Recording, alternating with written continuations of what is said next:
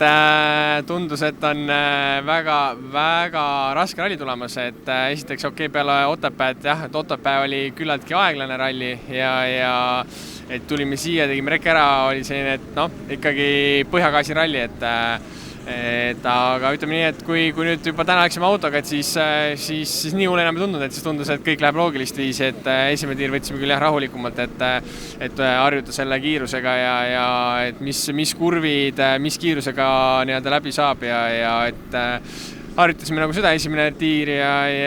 ütleme, et üldiselt jah, enne rallit oli küll siin plusskraadid, tundus, et tuleb suhteliselt selline supp, aga ütleme nii, et jah, täna öösel siis õnneks tuli siis külma ja hommikul oli üllatavalt hea pidamine ja see andis nagu sellist enesekindlust juurde, et ei ole nagu nii hull olukord, aga ütleme, et ise oleme väga ralliga rahul ja ma arvan, et siit saab ainult paremaks minna. Need katsed olid väga lahedad, kiired, et see on küll Eesti küljel siin Lätis, aga need katsed olid ikkagi kuidagi omapärased,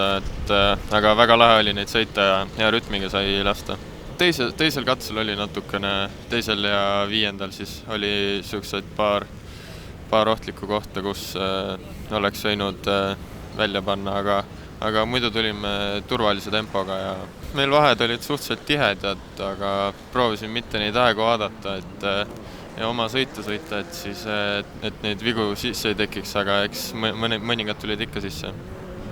Peale reket oli siuke kahtlane, et kõik oli sula ja siukene lörts igal pool, et mõtlesime, et tulevad väga keerulised olud.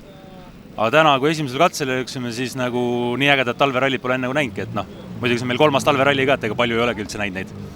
Aga tempo, esimene katse läksime, saime ise ka aru, et me ikkagi oleks võinud kiiremini sõita, sest see pidamine oli ikka ülihea nagu.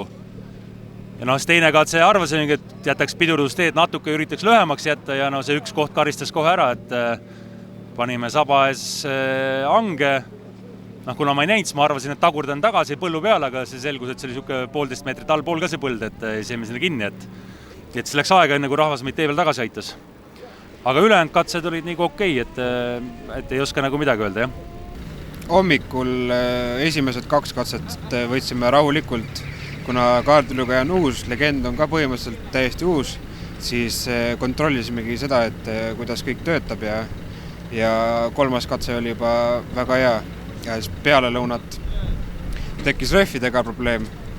ja viimase katse lõpus kadus sidur meil ära.